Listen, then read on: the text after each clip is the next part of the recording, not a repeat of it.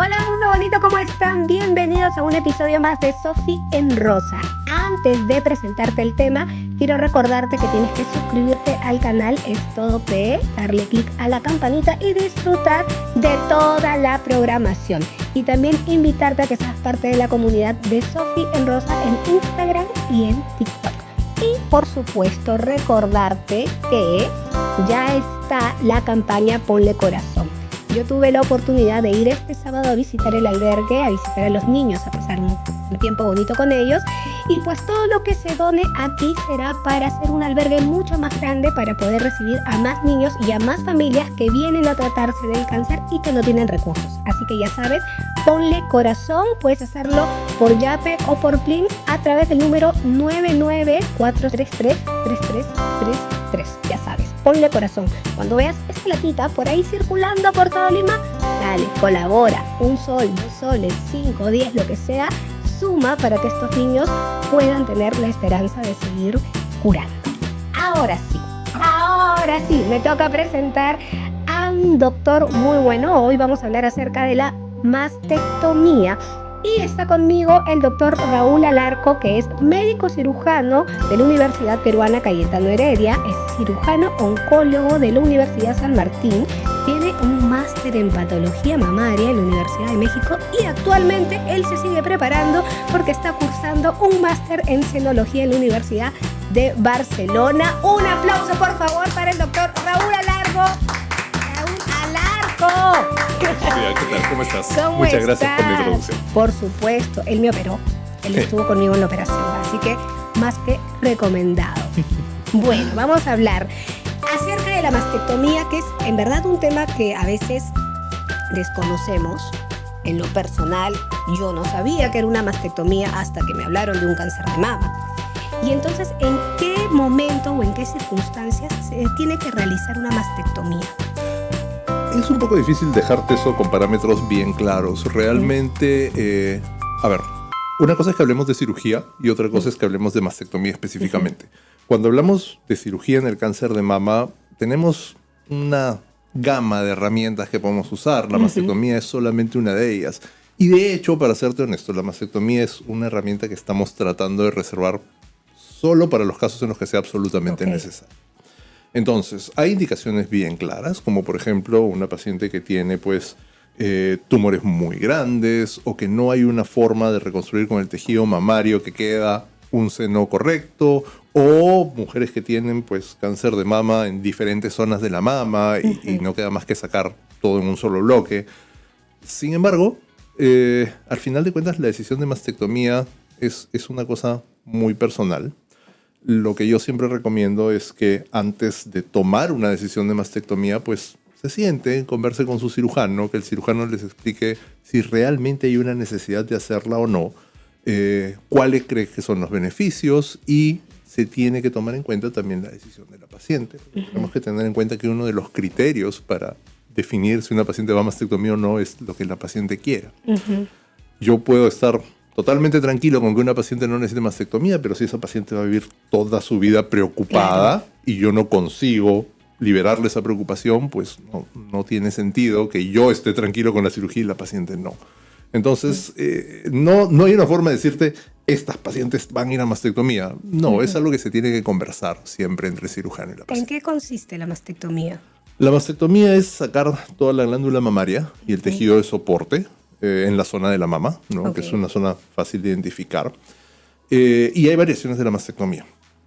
Clásicamente, si nos vamos a clásicamente, la mastectomía era una cirugía mutilante en la cual se sacaba incluso parte del músculo. Era una cosa abrumadora. Habían cicatrices bien feas, ¿no? Sí. O sea, si uno busca en los libros de hace 40 años, va a encontrar pacientes en las cuales se notaban huecos. Era una cosa horrible. Perdón, no cometan el error si van a pasar por una mastectomía de meterse a internet y ver. Por favor, no cometan ese error porque te asustas. Y si lo hacen, porque ocasionalmente va a pasar, algún vecino, amigo, alguien que haya pasado por esto, le va a decir, oye, pero mira cómo son las cosas. No, convérsenlo siempre con su cirujano. La mastectomía ha evolucionado bastante. La mastectomía radical modificada, que es Lo que se hizo después ya no incluía músculos, ya no incluía necesariamente la axila, se saca, como les decía, la glándula mamaria y se saca la areola pezón. Sin embargo, hemos seguido progresando y ahora tenemos otro tipo de mastectomía en la cual se puede conservar la areola pezón, lo cual finalmente pues deja una imagen más estética, ¿no? Después de la reconstrucción. No todos los pacientes califican, entonces de nuevo tiene que conversarse lo que se puede hacer con la paciente. Hemos ido avanzando más aún y actualmente ya hasta podemos hablar de mastectomías endoscópicas, que es similar a la laparoscopía. Se hace prácticamente con los mismos instrumentos y con una pantalla, haciéndolo a través de las cánulas. Se puede hacer. No todas las pacientes califican para eso y obviamente no todo el mundo tiene el entrenamiento tampoco para hacerlo porque no es algo muy difundido. Incluso ya se están comenzando a practicar la mastectomía por robot, ¿no? ¿Ah, sí? Sí. Ya hay un caso de... el robot es un aparato, es una maquinita que se maneja a la distancia, como jugar un videojuego, ¿no? Entonces yo manejo las manos del robot para que el robot vaya operando por mí. Es una cirugía mínimamente invasiva porque las incisiones son mínimas. El robotito, obviamente, pues donde yo tengo que meter estas manos, el robotito mete un palito pequeñito. Y sí, ya se está probando hacer mastectomías de esa forma. ¿Y eso, perdón, eso lo hacen para que sea menos invasiva? Sí. Justamente se va a tener que estudiar qué tanta diferencia hay entre... O sea, ¿vale la pena hacerlo? ¿Realmente le estoy ahorrando al paciente molestias? ¿Hay menos riesgo de complicaciones? Todo eso todavía se tiene que estudiar, ¿no? Pero ya se está comenzando a probar hacer la mastectomía por robot. Entonces, claro, es el paso técnico lógico, ¿no? Ahora falta ver qué tan segura es y si vale la pena. ¿Y qué pacientes son candidatas a la mastectomía? Porque ahora últimamente, al menos yo vengo escuchando, cáncer de mama, y la gran mayoría que ha pasado, que yo conozca por un cáncer de mama, ha pasado por una mastectomía. Ya. A ver, de nuevo, es importantísimo conversarlo con el paciente. Lo primero es ver si técnicamente es posible hacer una conservación o si necesito una mastectomía. Entonces, el primer paso es ver la enfermedad inicial. Si yo tengo... El tipo de cáncer. No necesariamente. El tipo de cáncer no hace mucha influencia sobre si voy a hacer una mastectomía o no. Es más cómo se presenta el cáncer. Hay pacientes, y lo común es que una paciente cuando debuta con cáncer de mama pues tenga un tumor, ¿no? A lo mucho 2 tumores de repente que están cerca o varios tumores que están cerca. Pero existen pacientes que presentan tumores multicéntricos, eso significa tumores en diferentes partes de la mama. Si yo tengo una paciente, pongamos que tiene un tumor en cada uno de los 4 cuadrantes de la mama, ¿no? Por más tratamiento que le dé y después yo tengo que hacer la cirugía, no puedo sacar un pedacito acá, un pedacito acá. Claro. Entonces, esas pacientes califican para mastectomía. Ese es uno de los criterios, ¿no? Otro de los criterios para mastectomía es la enfermedad que tengo que sacar. Si yo tengo una paciente con una enfermedad inicial, pues, muy, muy grosera, lo ideal es que no comience con cirugía, que comience con un tratamiento médico. Y la ventaja del tratamiento médico es que puede reducir el tumor. Sin embargo, hay pacientes en las cuales no se reduce el tumor y por lo tanto, pues no queda más que sacar toda la zona con enfermedad. Y eso usualmente pues, va a necesitar que saque la glándula completa, ¿no? Otra razón por la que nos inclinamos más a la mastectomía son pacientes que tienen riesgo genético. Es decir, el ejemplo clásico es la paciente que tiene un gen que se llama BRCA. Este gen, si se altera, predispone a la mujer a cáncer de mama, entre ellos, también predispone a cáncer de ovario, cáncer de páncreas, cáncer de próstata, pero específicamente para cáncer de mama es muy fuerte. Entonces, una paciente que tiene un gen BRCA tiene un mutado, tiene mucha chance de más adelante ser otro cáncer de mama y por lo tanto se recomienda hacer la mastectomía para prevenir o por lo menos para disminuir el riesgo significativamente de que vaya a presentar. Y en ese caso, ¿por qué? O sea, si tienes este gen y tienes una mama afectada, ¿por qué no te sacan las dos?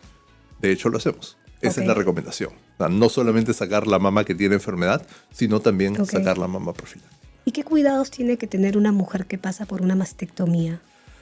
Hay cuidados tempranos, o sea, inmediatamente después de la cirugía. Obviamente la mastectomía usualmente es una cirugía mayor, ¿no? Pero los cuidados son, pues, dependiendo de si has tenido reconstrucción también o no. Y ese es otro tema aparte. La reconstrucción requiere cuidados especiales. Pero en general una paciente que ha tenido una mastectomía no requiere demasiados cuidados, no tiene muchas restricciones. Okay. Lo que recomendamos es lo usual que recomendamos con pacientes postoperados, no hacer esfuerzos, obviamente evitar golpes en esa zona, pero a diferencia de lo que uno pensaría, la mayoría de pacientes cuando escuchan mastectomía pues piensa voy a estar tirada en mi cama una semana, no me voy a poder mover, voy a estar con mucho dolor, y no, la mastectomía no es una cirugía que cause mucho dolor en sí. Bueno, depende, ¿no? Depende de la reconstrucción, o sea, a eso mí iba. Me dolió. A eso iba. Sí. Lo que pasa es que en el caso de la reconstrucción ya hay una cirugía adicional. Te estoy hablando exclusivamente de la mastectomía. Claro, sacar solo Sí. la mama, nada O sea, más. una mastectomía, solamente sacar la mama, normalmente es muy bien tolerada. Eso Ok. te causa dolor un par de días, pero no debería causarte un dolor importante. Y con analgésicos debería ser muy controlada. Normalmente son pacientes que al día siguiente ya están paradas y haciendo todas sus cosas como si no hubiera pasado nada. Okay. No pueden ir al gimnasio, obviamente, por un tiempo. Cosas obvias, Claro. pero no hay mucha restricción. En el caso de la reconstrucción, dependiendo del tipo de reconstrucción, sí puede haber un poco más de cuidados y puede haber un poco más de dolor, porque, bueno, conversando de casos específicos, ya conversando de lo que pasó en este caso, a la hora de hacer la reconstrucción levantando el músculo, pues sí, yo espero que ese músculo duela, porque está en una posición Claro, a la que no está acostumbrado a estar. claro. Y claro. hasta que se acostumbre a estar estirado, pues sí, hay un dolor Claro. Y Y si te sacan ganglios, más todavía. si hay, Sí. sí, Duele- si hay duele el brazo, duele la disección de teta, duele ganglios, todo. sí, sí.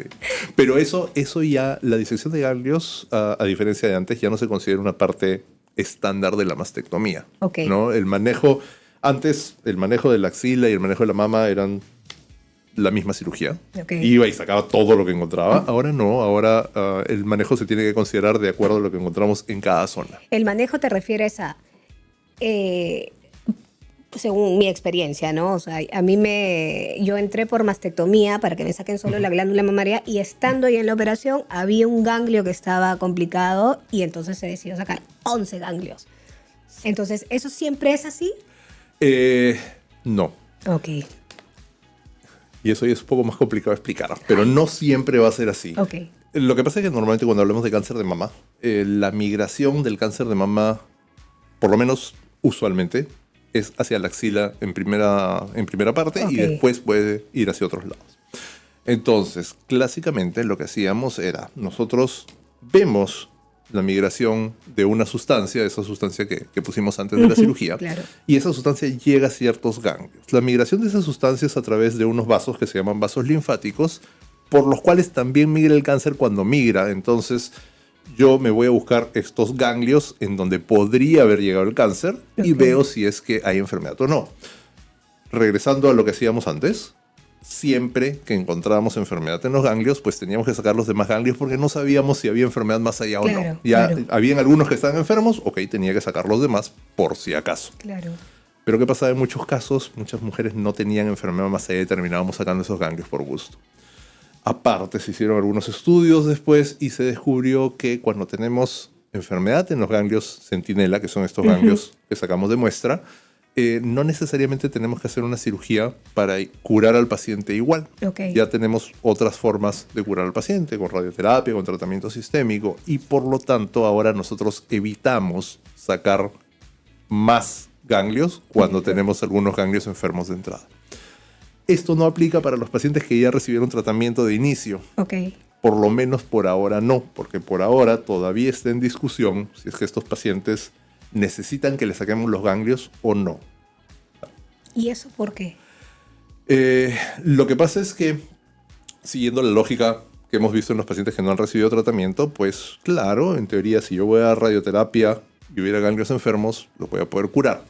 Sin embargo, estos son pacientes que ya recibieron tratamiento sistémico y el tratamiento sistémico no limpió por completo el cáncer en la axila. Entonces, si quedara enfermedad, pues la lógica, no la ciencia, la lógica me dice, ok, si quedó un poquito más de enfermedad, pues es resistente al tratamiento, entonces mejor la saco de una vez. Ajá. Aquí esto sí está en discusión, porque ahorita se están haciendo estudios para ver si es que cómo podemos manejarlo y disminuir la cirugía. Claro. Nuestro objetivo finalmente siempre es tratar de operar lo menos posible, y es por eso que la mastectomía es un tema tan tan picante, digamos, ¿no? Porque la mastectomía pues es en la mama lo más que podemos hacer Claro. y por todos lados estamos tratando de reducirla. Porque además que te saquen que te saquen la mama o que te hagan una mastectomía, ¿te garantiza que no vuelva el cáncer? No. Y eso es lo otro que también tiene que quedar bien claro, sobre ¡Quiero todo... mi teta de vuelta! Sí, desgraciadamente mucha gente tiene la idea, y por eso es que te digo que es tan importante que el cirujano converse con la paciente antes, porque ¿qué me pasa muchas veces? Muchas veces llega la paciente que se acaba de enterar que tiene cáncer y todo lo que le quiere es que le saquen todo para no volver a enfrentar esta situación. Claro, claro. Entonces, esa paciente tiene que saber que normalmente sacándole más no significa que la voy a curar más. Que sacándole más no significa que necesariamente no le va a volver a pasar. Ok. Sí es verdad que el riesgo disminuye un montón. O sea, si yo le hice mastectomía a una paciente, pues el riesgo de que le vuelva a aparecer un cáncer de mama es mínimo, es realmente bajo, pero no es imposible.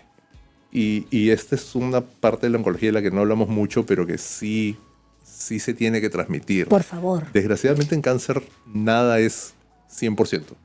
Siempre existe la posibilidad de que las cosas desastrosas vayan maravillosamente y de que las cosas que no son un problema pues vayan desastrosamente mal. Y perdóname, el cáncer, si se vuelve a presentar en esa mama, que ya no hay mama, en esa zona, ¿se presenta como tumor o también se puede presentar como un lunarcito? Sí, usualmente se presenta así, como Ok. un pequeño, muchos pacientes me lo han descrito como un granito o como una Ok. manchita roja. Ok. A veces es una, a veces son varias, ¿no? Y sí, esa es la manera en la que normalmente lo encontramos. Pero también se pueden encontrar como pequeños tumorcitos justo por debajo de la piel que se Ok. pueden sentir o pueden no sentirse y encontrarse en las imágenes que hacemos. Por eso es que es tan importante hacer controles. Claro. De nuevo, estas son situaciones muy raras. O sea, y yo soy un dramático y prefiero siempre pensar Sí. lo peor. Sí, sí. Pero Yo también. no tiene sentido que un paciente viva pensando, pucha, me hicieron la mastectomía y el cáncer me puede regresar. La verdad no vale la pena. Es como salir todos los días a la calle pensando hoy día me va a atropellar un carro en moto. No, pero lo cierto es que cuando pasas por un proceso así, la vida te cambia por completo, ¿no? Entonces, cualquier cosita que veas en tu cuerpo raro o cualquier cosita que te llame la atención o que sientas, automáticamente las alertas se disparan. Y fue como, y te preguntaba esto del lunarcito porque hace poco me sacó un lunarcito que me salió justo en la zona y yo me pasé de vuelta, ¿no? Y me dijo, no, tranquila, no es nada. Y yo, sácalo. No, si te da tranquilidad, lo sacamos. Y es que sí, ¿no? Porque si pasas por este proceso, no sé si le pasa a todos, pero a mí al menos estoy muchísimo más alerta de todo. Lo que pasa es que es un proceso que la verdad te deja traumatizado, ¿no? Uno puede decir lo que quiera, ¿no? Yo soy No. fuerte. Yo Al sigo final de yendo a cuentas, terapia. Por más fuerte que seas, te va a dejar traumatizado. Te afectó la vida de una manera que no esperabas, te cambia la vida, ¿no? El cáncer más leve de todas maneras ya Sí. cambia la forma en la que piensas y es normal que tengas el miedo de que cualquier cosa que pase pues pueda ser una representación de que el cáncer ha regresado. Entonces, nadie te puede pedir, no te preocupes, lo que tenemos que hacer es, bueno, No. una vez que tenemos la situación, vemos cómo lidiamos para que tú sepas que estás bien. Claro, ¿no? totalmente. Y si no estás bien, pues también tenemos que lidiar con eso. Sí. Y eso es un poco difícil a veces. ¿Y qué cosa debe tener en cuenta una mujer que pasa por una mastectomía? Muchas cosas. Una de las cosas que tengo que hacer un mea culpa y reconocer, que muchas veces se nos pasa, es que para la paciente va a ser un proceso de pérdida. Y la paciente idealmente tiene que irse preparando para eso. Lo ideal es que una paciente que va a ser sometida a una mastectomía pues tenga una evaluación por psicología y tenga un apoyo psicológico. Porque en el momento es verdad que la paciente va a decir no me importa, en el momento de yo quiero que me saquen todo Sí. y no me importa para nada, porque esta es mi decisión y voy a estar feliz. Pero una vez que se resuelve el problema, uno comienza a sentir la pérdida. Sí, claro. ¿no? Al final de Sí. cuentas es una parte de tu cuerpo que no va a regresar. Y si no has tenido el apoyo previo que te ha ido preparando, pues te cae como un balde de agua y puede ser muy, muy difícil Muy de fuerte, asimilar. sí. Entonces, una de las cosas más importantes para prepararse para una mastectomía es tener un buen soporte psicológico. Lo otro que a mí me parece súper importante es que entiendas en la medida de lo posible todo el proceso, o sea, toda la parte técnica, qué es lo que se te va a hacer, qué puedes esperar, qué puede salir mal, qué va a salir bien, porque esto también a muchas personas les da más tranquilidad, a saber todo lo que puede pasar. Por ejemplo, en cirugía siempre pueden haber complicaciones, ¿no? La cirugía más sencilla se puede complicar. Entonces, si una persona ya sabe que eso puede pasar, de cierta manera está preparado y lo afronta mejor. Pero si tú estás entrando a oscuras por la desesperación de que me quiero operar ahorita y no me importa nada, y algo se sale de lo normal, pues lo vas a sentir 10 veces más fuerte, ¿no? Si se te infecta una herida, la vas a sentir 10 veces más fuerte, Claro. y te vas a desesperar y vas a sentir que te estás muriendo. Cuando no, es algo que puede pasar y que tiene solución y que si lo hubieras conversado antes, pues no te preocuparía tanto. Entonces, la información me parece una pieza clave para alguien que va a tener una mastectomía. Sí, no, totalmente, totalmente. El apoyo psicológico es básico porque sí se siente. O sea, tú puedes, como bien has dicho, ser muy fuerte, sí, yo lo hago, pero de pronto te ves sin teta en el espejo con la cicatriz grande, porque bueno, no todas las cicatrices son iguales, ¿no? Y sí hay un choque muy, muy fuerte, ¿no? Aceptarte y verte de esa manera. Yo, de hecho, antes de mi operación, un día antes, despedí mi teta. Junté a mi familia, ¿no? Hice una parrilla, junté a mi familia, y esa fue como mi ceremonia para despedir una parte de mí que se estaba yendo al día siguiente, ¿no? Y ya mi familia estuvo ahí, comimos, bailamos, qué sé yo, me abrazaron, qué sé yo, al día siguiente me fue a operar, pero fue mi momento de, ok, con esta reunión de acá íntima que hago, despido a mi teta, ¿no? Y le dije, chao, chao, adiós, fue un gusto haberte gozado, divertido. No, claro, porque en realidad, o sea, fue exactamente como me pasó con el pelo, ¿no? Cuando ya supe que era inminente la quimio y que se me iba a caer, lo fui cortando, lo fui cortando, lo fui cortando y fui teniendo ese proceso, ¿no? Quise tenerlo también con la teta, ¿no? Y fue, no sé si fue menos o más traumático, porque igual a mí sí me generó distintos cambios emocionales después de la operación, pero sí fue como soltarlo, ¿no? Fue por ahí. Ahora te cuento, Raúl, que vamos a pasar a ver un videíto con la nutricionista Susan Saldani, que nos va a dar tips para ayudar a las mujeres que han pasado por una mastectomía a que el cuerpo se vaya desinflamando un poquito más rápido. Tips de alimentación. Llevar una alimentación variada, nutritiva y saludable después de una mastectomía es parte fundamental de tu tratamiento. Te ayudará a mejorar la cicatrización y a reducir la inflamación. Hoy voy a dejarte algunos ejemplos de alimentos que te ayudarán en este proceso. Incluye proteínas de alta calidad como huevo, pescado, pavita por su fácil digestión y también por su poder de reparación. Otro grupo importante son las frutas y las verduras. Prioriza las de hojas verdes y las que tienen alto contenido de vitamina C, como aguaymantos, kiwi, fresa, arándanos, por la formación de colágeno, ayudando así a la cicatrización y también a reducir la inflamación. También mejora tu hidratación de 6 a 8 vasos al día. Esto ayudará a eliminar los desechos propios del tratamiento y también a llevar los nutrientes a cada célula de nuestro organismo. Otro punto importante es incluir alimentos antiinflamatorios como la cúrcuma y el quión. Puedes prepararlos en sopa, en infusiones o agregarlo a tus batidos. Como ves, hay alimentos de forma natural que podemos incluir diariamente en tu plan de alimentación que ayudará al proceso de recuperación y cicatrización. Soy Susan Saldani, soy nutricionista y desde aquí les mando un súper abrazo. Importantísimo saber alimentarse para poder ayudar a que el cuerpo se recupere. Parte de mi recuperación rápida fue que tuve una alimentación correcta. De hecho, me operó Raúl, pero también estuvo el doctor Ziegler conmigo y él me daba muchos tips de alimentación, ¿no? De no comas esto, no comas el otro. Y desinflamé súper rápido. De hecho, a mí el Dren me lo sacaron en una semana.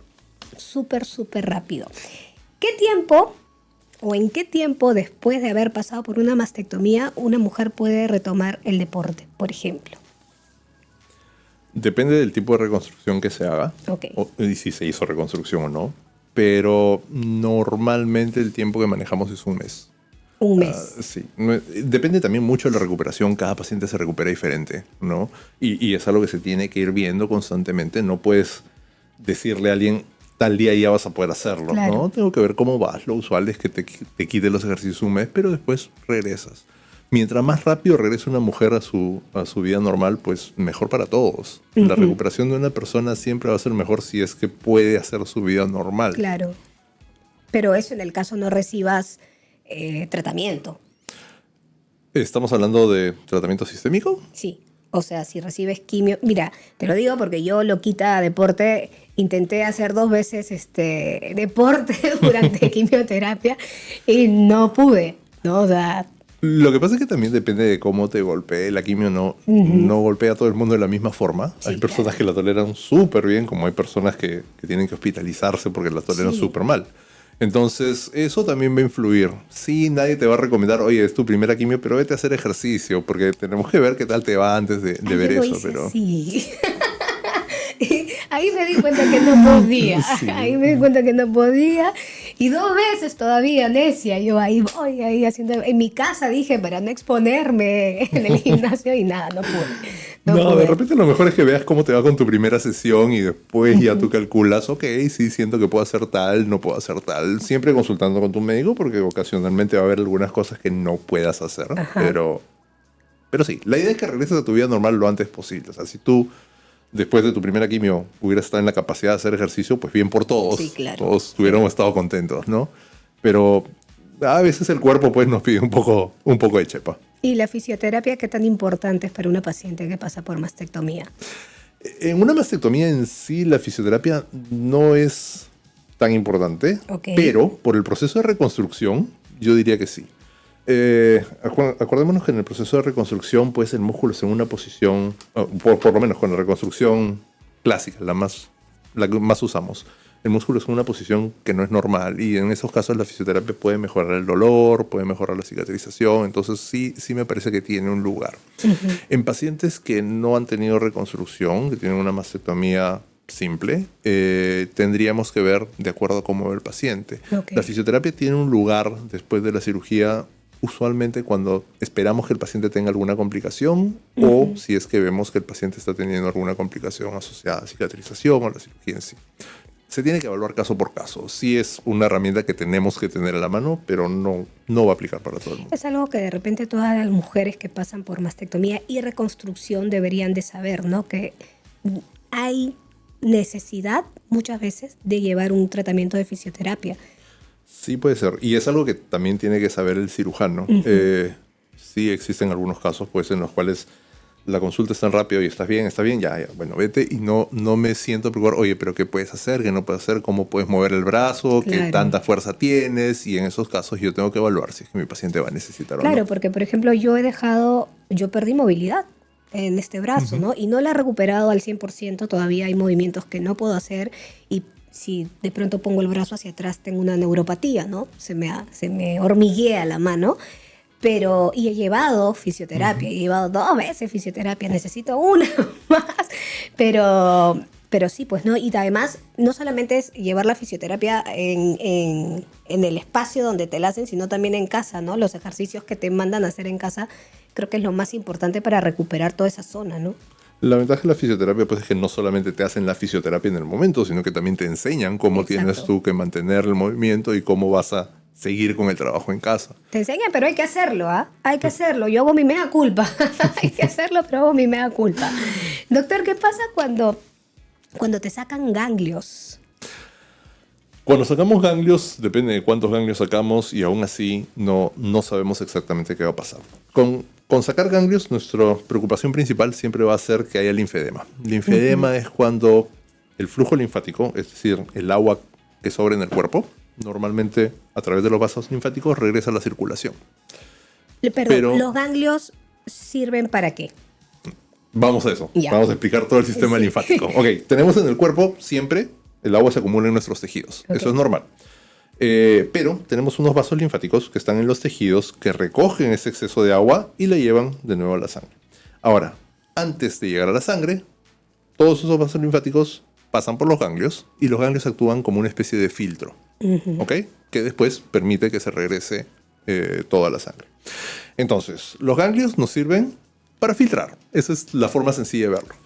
Por eso es que cuando nosotros tenemos un cáncer que está migrando por los vasos linfáticos, pues se va a quedar atorado en los ganglios linfáticos porque le está sirviendo de filtro y no puede atravesar el filtro, entonces ahí es donde se asienta y comienza a crecer. ¿Qué pasa cuando nosotros sacamos ganglios? Obviamente estamos cortando este circuito. Y si el cuerpo no tiene una forma de bypassear este circuito o de restituir este circuito por otra vía, entonces ese líquido ya no va a poder seguir recogiéndose. Es la forma sencilla de verlo, pero creo que por ahí vamos bien. Entonces, si nosotros hemos sacado los ganglios de la axila y se dio que estamos cortando la circulación linfática del brazo, pues todo el agua que se acumula normalmente en el brazo ya no tiene cómo regresar. Entonces puede que comience el brazo a hincharse y eso se llama linfedema. Y cuando eso te pasa ya es recurrente, ¿no? O sea, ya el cuidado en el brazo, bueno, lo que yo entendí, ¿no? El cuidado del brazo tiene que ser mayor. Sí, cuando ya estamos hablando de un linfedema establecido, pues los cuidados en el brazo tienen que ser mucho mayores, porque cualquier cosa que pueda aumentar la cantidad de líquido en el tejido del brazo va a provocar que el linfedema se dispare. Es decir, pongamos, si yo me hago una herida acá, va a haber una inflamación alrededor de la herida y bueno, todo el proceso inflamatorio va a ser limpiado por mi cuerpo. Pero si yo no tengo vasos linfáticos, es posible que todo el líquido que se está acumulando por la inflamación pues no tenga cómo regresar y entonces haya una inflamación mucho más marcada, con una hinchazón mucho más marcada, y esto termina haciendo que todo mi brazo se termine hinchando. Entonces, por eso es que el sacar ganglios puede facilitar el linfedema. Ahora, hay sacar ganglios y sacar ganglios. Cuando nosotros sacamos algunos ganglios de muestra, que es la biopsia de ganglio centinela, normalmente no ocurre esto, es muy raro, no esperamos que esto pase. Pero cuando nosotros hacemos disección de axila, la posibilidad de que esto pase es mucho mayor. Entonces ahí es donde tenemos que tener más cuidados y ahí es donde entra la fisioterapia para prevenir la formación del linfedema. Claro. ¿No? Cuando nosotros hacemos una disección de axila, o por lo menos yo cuando hago una disección de axila, siempre prefiero enviar a mis pacientes a una fisioterapia de prevención, justamente para evitar esto. Si es que se llega a desarrollar un linfedema, tenemos ya otro tipo de herramientas, pero esto ya entra en un manejo mucho más complicado y dirigido a cada paciente. Claro, en la fisioterapia lo que hacen es como enseñarle a tu cuerpo una forma distinta para que pasen los, digamos... Para que el líquido... Para que pase el líquido, ¿no es cierto? Eso pasa en la... Para drenar. Para drenar. Exacto. ¿Y el linfedema se puede presentar después de muchos años? Sí, sí. Puede aparecer mucho tiempo después de la cirugía también, es un poco raro, pero ocasionalmente ocurre y sobre todo ocurre en pacientes que aumentan de peso. Uno de los factores de riesgo más importantes para que se desarrolle un linfedema es que la paciente tenga sobrepeso y sobre todo obesidad. Entonces, sí se ha visto que en pacientes que después del tratamiento comienzan a subir de peso, hay más riesgo de linfedema. Sí, es que es tan complicado a veces el tema hormonal. Es bien difícil. Sí, tengamos en cuenta que muchos de los tratamientos antihormonales que se usan pues favorecen la ganancia de peso. Sí, ¿no? El peso, celulitis, se vuelve loco. Sí, nos crean otros problemas. Pero... Sí. ¿Y qué pasa cómo afecta la radioterapia en la zona de la mastectomía? La radioterapia, a ver, desde el punto de vista bueno, ¿por qué damos radioterapia? La radioterapia lo que ayuda es, digamos, hacer una limpieza de la zona. Hay cosas que yo no puedo operar porque no puedo ver, algunas células que por ahí se me podrían estar escapando. La idea de la radioterapia es que termine de limpiar eso, entonces disminuye mucho mi riesgo de que más adelante yo tenga una recurrencia en esa zona. Como efectos secundarios, o por lo menos algo que podemos ver, es que a veces la radioterapia hace que haya una fibrosis un poco más marcada en la zona de la cirugía. Entonces... sí, algunos pacientes, dependiendo del tipo de cirugía que tengan, pues van a tener tejidos más pegados y esto puede traer algunas complicaciones más, como por ejemplo hormigueos o algunas complicaciones que no son usualmente la gran cosa tampoco, no es algo que nos cambie la vida, pero que se pueden presentar. Son diversas, ¿verdad? Y son muy erráticas, ¿no? No hay una forma de decir a ti te va a dar tal, a ti te va a dar tal. Claro. Sucede cuando sucede. Y en ese caso también es necesario pasar por fisioterapia, ¿no? La mama se pone dura. Sí, lo que pasa es que en los casos en los que hay mucha fibrosis, la fisioterapia nos puede ayudar a bajar, no bajarla, sino a soltar esa fibrosa, digamos, ¿no? O sea, hacer que los tejidos no estén tan fijos unos contra otros, sino que hay un poco más de fluidez entre los tejidos. Y eso, pues, sí, normalmente termina beneficiándonos, tanto desde un punto de vista funcional como estético. Doctor, vamos a pasar a ver un videíto que es un testimonio de una mujer que ha pasado por una mastectomía bilateral. Así que vamos a ver el testimonio de Denise Ruiz. Hola, mi nombre es Denise, tengo 46 años y soy portadora de una mutación congénita. Ustedes se preguntarán cómo es que llegué a estos resultados y a raíz de eso tomé la decisión de hacerme una mastectomía bilateral preventiva. Mi mamá fue diagnosticada de cáncer de ovario y posterior a la muerte de ella yo también fui diagnosticada con cáncer de ovario. La noticia fue fuerte para mí debido a que yo viví la experiencia con ella como hija y en ese momento cuando me diagnostican mi hija tenía 4 años de edad y la experiencia la tenía que vivir como madre. Decidí realizarme un examen BRCA, que te toman una muestra de sangre y en una semana te dan los resultados. En mi caso, los resultados fueron un 85% de probabilidades de cáncer de mama, un 60% de cáncer de ovario y un 40% de cáncer de páncreas. Con esta información, decidí buscar a la doctora Lía Rebasa, quien es mastóloga y especialista en tejidos blandos y mamas. Ella me explicó qué era ser una portadora de una mutación congénita y también me explicó los beneficios de hacerme una mastectomía bilateral preventiva. Cómo ese 85% de probabilidades se podía reducir a un 5%. En el momento que ella me iba explicando, yo solo pensaba en mi hija, en mi pareja, en mi mamá, en mis hermanos, en mi sobrina. Porque es una información que decidí compartir con ellos porque los involucraba también. Posterior a esto, me operaron, me retiraron ambas mamas. Me pusieron unos expansores mamarios que los tuve por 10 meses. Durante el primer mes la recuperación fue lenta. Mi hija no me podía abrazar, pero ya para el segundo mes yo ya podía hacer ejercicios y los músculos de mi pecho se acoplaron bastante bien a los expansores. Luego de este proceso me operan y me ponen las prótesis finales y permanentes. Esta operación fue mucho más sencilla y la recuperación al menos ha sido bastante óptima. Ahora sí puedo recibir los abrazos de mi hija que durante la primera operación no lo podía hacer. Yo sé que no puedo cambiar el ser una portadora de una mutación congénita, pero sé también que con estos resultados puedo tomar mejores decisiones para mi salud. Espero que esta información les sea de utilidad. Gracias. Bien, ya estamos de vuelta. Doctor, en el caso de Denise, ella se hace la mastectomía bilateral por el riesgo que tiene de un cáncer de mama. ¿Es recomendable? Lo que pasa es que ella era justamente el caso que estábamos discutiendo. Ella tiene una mutación en el gen BRCA. El gen BRCA lo tenemos todos y es un gen que nos permite no hacer cáncer, ¿ok?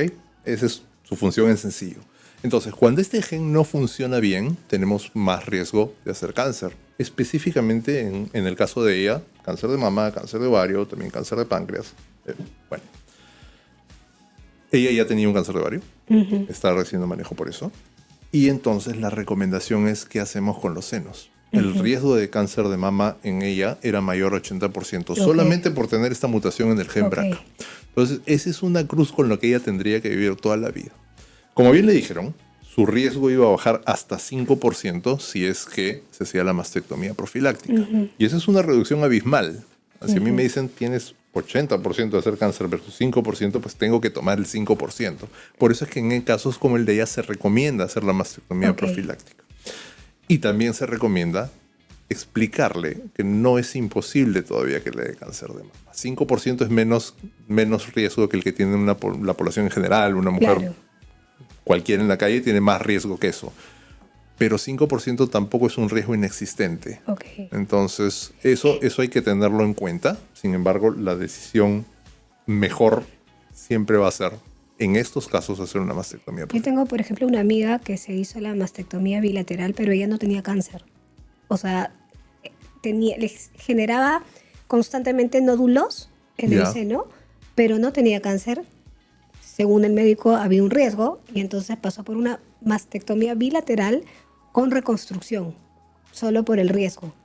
Entonces eso a mí me pareció una locura cuando me lo contó. Yo acababa de pasar por mi mastectomía y me pareció una locura sacarte los 2 senos sin tener el cáncer presente.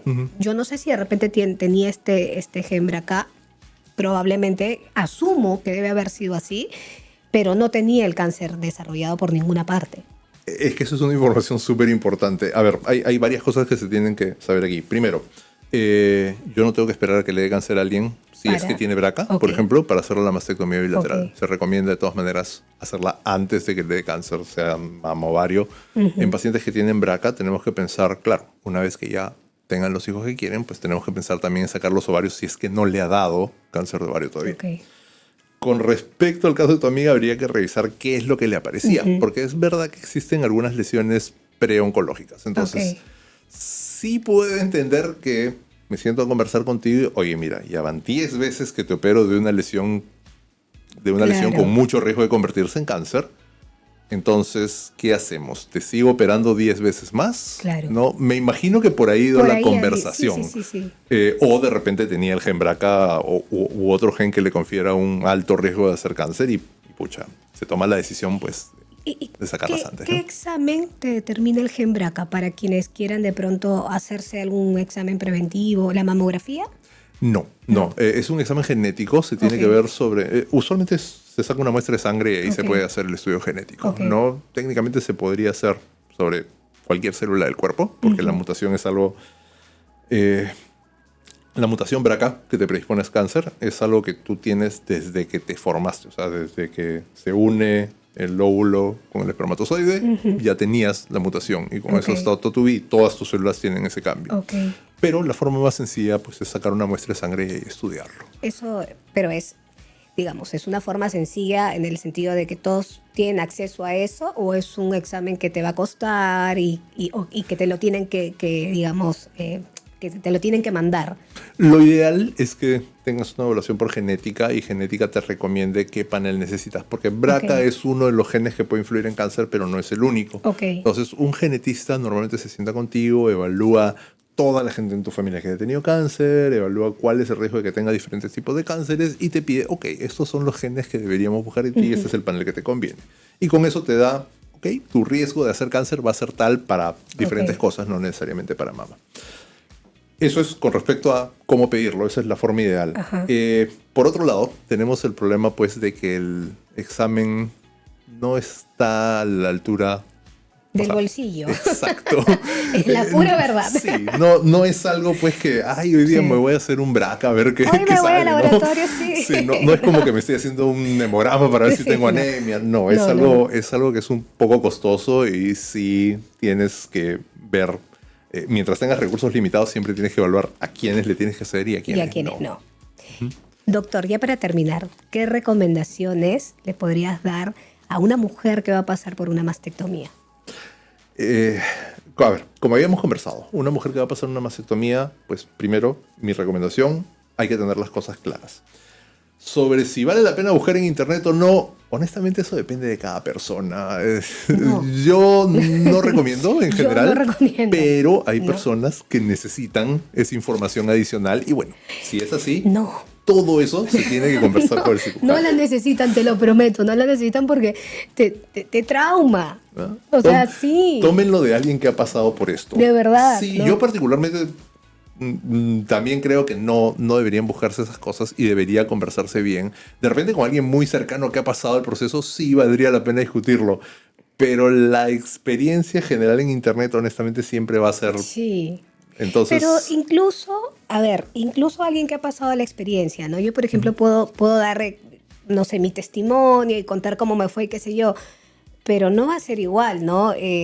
La cicatriz no va a ser igual para empezar, ¿no? O sea, yo he tenido la suerte de no tener una cicatriz tan, digamos, no es fea, mi cicatriz es bonita, de verdad. Pero he visto otras cicatrices, he visto cicatrices en amigas que sí son fuertes, ¿no? Entonces, si yo, por ejemplo, tendría que dar un consejo, yo diría, hablen con su médico y con el médico con quien se sientan cómodas, se operen. Ese sería mi consejo, porque si te metes a internet a ver, a buscar los casos, incluso si conversas con personas que han pasado, porque claro, en mi caso fue un cáncer en un estadio 1, ¿no? Que luego cuando me operaron ya era un estadio 2 por ganglios y qué sé yo, pero hay personas que tienen un estadio mucho más grande, no mayor, perdón, y entonces te van a dar distintas opiniones, ¿no? Yo bien positiva digo, sí, no, contenta, pero hay gente que no. Entonces yo creo que para mí el consejo sería es donde el médico con el cual tú te sientas cómoda, tanto tu mastólogo como el cirujano que te va a hacer la reconstrucción, ahí, y veas, e investiga sobre los doctores, ¿no? Eso. Eso es importantísimo. Para cualquier cirugía que te vayan a hacer, Sí. tú tienes que tener muchísima confianza en la persona que te está Totalmente, operando. claro. Y algo que yo a veces le recomiendo a mis pacientes también es, mire, o sea, si tiene dudas, tenga una segunda, una tercera, una cuarta opinión. Tú me dijiste Sí, eso. sí. Yo había pasado ya 3. No es por votar a nadie, No, pero cuando me dijo, Sofi, si tienes dudas, consúltale a otros médicos. Y le dije, ya consulté a 3. Y los 3 me dijeron mastectomía. Y estaba ya. sí, o sea, no Sí. tiene mucho sentido tampoco alargar todo para preguntarle a 10.000 personas, pero dentro de lo razonable es bueno tener diferentes opiniones, ¿no? Es que sí, es que a ver, te dan un diagnóstico así donde te plantean mutilarte, porque es una mutilación. Y entonces, obviamente, y yo además no le entendía mucho al doctor con el cual tú estabas trabajando, y entonces dije, no, yo necesito tener otras opiniones. Y fui, y al final hablé contigo y te dije, ¿no? O sea, bueno, si tú vas a estar en la operación, voy, me opero. No porque no confiaba en el otro doctor, sino porque no le entendía mucho de lo que me decía. Claro. Porque el otro doctor que me vio era una eminencia en esto, ¿me entiendes? Pero no le entendía mucho lo que me decía. Entonces dije, no, yo tengo que estar segura. Y eso es parte de, ¿no? Y eso está bien, o sea, tú necesitas tener todas las tranquilidades de que estás conectada con la persona que Sí. te está operando, Sí. ¿no? Y que está haciendo lo correcto y entender por qué está haciendo lo correcto. Claro. Y si tienes dudas, pues tienes que tratar de resolverlas y a veces necesitas que alguien más meta la cuchara y te Sí. diga, oye, pero las cosas son así. Sí, eso es totalmente normal. Y de hecho es positivo, también nos ayuda mejor. O sea, quién sabe, de repente a mí no se me ocurrió que podía hacer algo que se podía hacer y por ahí con otra opinión yo Claro. lo pienso y digo, oye, mira, sí, no es mala opción. Claro, ¿no? claro, Puede claro. ocurrir. Tenemos también que reconocer que los médicos no tenemos todas las respuestas. Ya es el médico que te diga, no, yo lo sé todo, yo puedo hacerlo todo, pues No. ahí no es. Entonces, sí, tenemos que estar abiertos a todas esas posibilidades. Ahora, eso es desde la parte médica. Tú desde la parte médica puedes necesitar más opiniones, o si ya estás tranquila con lo que tienes delante, pues vas por ahí. Pero regresando a lo que es opiniones de otras personas, yo sí creo que en caso de personas cercanas, por lo menos, sí te podría ayudar tener esta interacción, conversar. Es verdad que el camino nunca va a ser igual para dos personas. Pero ¿sabes qué pasa? Y esto ya lo hablo por experiencia personal, tal vez por mi forma de ser, ¿no? A mí me pasó que había gente a mi alrededor que había pasado por el proceso, gente que yo no conocía, pero que era conocido de tal, y me recomendaban, habla con tal persona. Y yo me abrumaba, ¿me entiendes? O sea, yo en ese momento... Me parece que solo tuve una conversación con la mamá de un amigo que había pasado por este proceso varias veces, pero de ahí me abrumaba toda la información, porque además no solamente era información de lo que va a pasar, sino me decían, toma esto, cómprate el otro, la guanábana, por aquí, por allá, y era un montón de cosas que en ese momento yo no necesitaba. Tal vez hay personas que sí, ¿no? Tal vez hay personas que sí. Yo, desde mi lugar, no necesitaba. Y más bien yo fui conversando con personas, con mujeres que me escribían por redes sociales y que me contaban también su experiencia. Y eso a mí me enriquecía mucho más, porque era oye, yo estoy llevando esto, ¿tú con quién te ves? ¿Qué hago acá? ¿Qué crema utilizas? Esa interacción para mí fue mucho más, me ayudó mucho más que el conversar con alguien que ya lo había pasado, porque a mí, o sea, siempre hablo por mí, a mí me estresaba un poco todos los consejos que me daban, ¿no? Porque era más información, y más bien yo me aturdía, ¿no? Y eso es algo súper interesante justamente con las pacientes que están pasando por esta enfermedad. De nuevo, cada mujer la va a pasar diferente, entonces lo que tú tienes que encontrar es lo que a ti te funciona. Yo te puedo dar una recomendación y decirte, mira, a mí me parece que esto te puede ayudar, pero eso no significa que necesariamente tu camino vaya por ahí. Claro. Y tú tienes que tener la libertad de conversar conmigo y decirme, oye, tus recomendaciones no me funcionan. ¿No? Porque obviamente pues yo, si Muchas algo no te gracias, funciona, pero por más que yo sienta que tengo la razón, pues no, por ahí no va la Claro. cosa y tengo que aceptarlo. Claro. Entonces, la comunicación entre el médico y el paciente es importantísima. Para todas las mujeres que se van a hacer una mastectomía o cualquier otro procedimiento, la comunicación con el médico pues tiene que ser totalmente abierta, clara, franca, sin ningún tipo de restricción. Porque y si no entienden, que pregunten 3, 4, 5, Exacto. 8 veces, las que sean necesarias. Exacto. Porque no lo vas a entender al inicio. Así de simple. ¿No? Y es posible que después de 6 meses después de operada todavía tengas dudas sobre lo que pasó. al Y si año las tienes, yo. pues tienes que... ¿no? Al año entendí que me estaba pasando a mí. Claro. No, es que en ese momento pues no tienes cabeza para pensar No, te pasan muchas cosas en los por la detallitos. cabeza, Sí. así que no.